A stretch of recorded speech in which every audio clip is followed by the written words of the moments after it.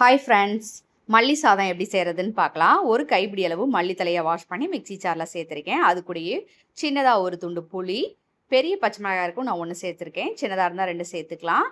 4 பல் பூண்டு சேர்த்துருக்கேன். 2 துண்டு இஞ்சி சேர்த்துருக்கேன். அவ்வளோதான். இப்போ மூடி போட்டு நல்லா மிக்சியில் அரைச்சி எடுத்துக்கலாம். நல்லா ஃபைன் பேஸ்ட்டாக அரைச்சிக்கணும். தண்ணி சேர்க்க தேவையில்லை. தாளிப்புக்கு 1 ஸ்பூன் உளுந்தம்பருப்பு, 1 ஸ்பூன் கடலைப்பருப்பு, 1 கொத்து கருவேப்பிலை, நிலக்கடலை, முந்திரி, வரமிளகாய், நெய் எடுத்து வச்சுருக்கேன். நம்ம அரைச்ச பேஸ்ட்டையும் ஒரு பிளேட்டில் மாற்றி எடுத்துக்கலாம். ஒரு கைப்பிடி அளவு வெங்காயம் கட் பண்ணி வச்சுக்கலாம். சின்ன வெங்காயமாக இருந்தாலும் சரி, பெரிய வெங்காயமாக இருந்தாலும் சரி. நான் சின்ன வெங்காயம் எடுத்திருக்கேன். இப்போ ஸ்டவ் ஆன் பண்ணிக்கலாம். வடை சட்டி அடுப்பில் வச்சுக்கலாம். 2 ஸ்பூன் எண்ணெயும் 2 ஸ்பூன் நெய்யும் ஊற்றிக்கலாம். நல்லா எண்ணெய் காஞ்சதும் கொஞ்சமாக கடுகுளுந்தம் பருப்பும் ஜீரகமும் சேர்த்துக்கலாம். நல்லா பொரிஞ்சதும் கடலைப்பருப்பையும் உளுந்தம் பருப்பையும் சேர்த்துக்கலாம். நல்லா 1 நிமிஷம் கலந்து விட்டுக்கலாம்.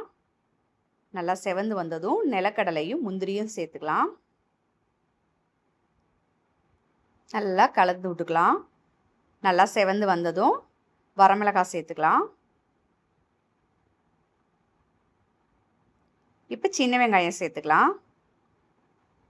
வெங்காயம் நல்லா வணங்கணும். இப்போ 1 கொத்து கருவேப்பிலை சேர்த்துக்கலாம். இப்போ கொஞ்சமாக உப்பு சேர்த்துக்கலாம். வெங்காயம் நல்லா வணங்கிடணும். இப்போ நல்லா வணங்கிடுச்சு. நம்ம அரைச்ச பேஸ்ட்டை சேர்த்துக்கலாம். நல்லா கலந்து விட்டுக்கலாம். நல்லா பேஸ்ட்டோட பச்சை வாசம் போகிற அளவுக்கு நல்லா கலந்து விட்டுறலாம். தண்ணி நான் மிக்ஸி ஜாரையே அலசி கொஞ்சமாக சேர்த்துருக்கேன். போதும், அதிகமாக தண்ணி சேர்க்கக்கூடாது. இப்போ நல்லா கொதித்து வற்றி வரட்டும். நம்ம அப்பப்போ கலந்து மட்டும் விட்டுக்கலாம். நல்லா எண்ணெய் பிரிஞ்சு வரணும். அந்தளவுக்கு நல்லா கொதிக்க விடலாம். பச்சை வாசம் அப்போ தான் நல்லா போகும். இப்போ நல்லா கொதித்து வற்றி ரெடி ஆகிடுச்சு. இப்போ சாப்பாடை சேர்த்துக்கலாம். நான் சாப்பாட்டில் ஆல்ரெடி உப்பு சேர்த்து தான் சமைச்சிருக்கேன். வெங்காயம் வணக்கும் போதும் கொஞ்சமாக நம்ம உப்பு சேர்த்துருக்கோம். அதனால் இப்போ லைட்டாக மட்டும் உப்பு சேர்த்துக்கலாம். தேவைன்னா பார்த்துக்கலாம். இதுவே போதுமானதாக இருக்கும்.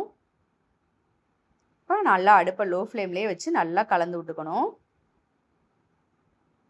குழந்தைங்களுக்கு செஞ்சு கொடுத்தீங்கன்னா நல்லா விரும்பி சாப்பிடுவாங்க. நல்லா மணமாகவும் இருக்கும், டேஸ்ட்டாக இருக்கும். சட்டுன்னு செஞ்சிடலாம்.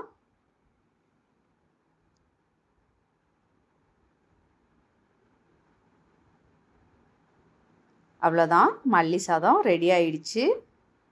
ட்ரை பண்ணி பாருங்கள், சூப்பராக இருக்கும்.